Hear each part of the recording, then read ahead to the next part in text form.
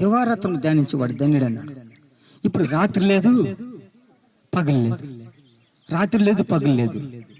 దేవుని వాక్యం చదువుకునే దానికి ఏ టైంలోనే చదువుకోవచ్చు. ఈ కాలంలో మనకు ఒక మంచి అవ్వ ఇచ్చినటువంటి ఫలము మన దగ్గర ఉంది. ఎవరు ఇచ్చినటువంటిది? అవ్వ ఏమిచ్చింది చెప్పండి? ఆదాముకి తినరాని పండు ఒకటి ఇచ్చింది. ఆ పండే ఈ బైబిల్, ఈ యొక్క సెల్ఫోన్.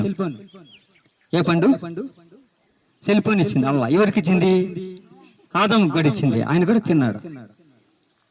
కాబట్టి ఈ పండు మంచిని చెడుని రెంటిని ఏం చేస్తుందా?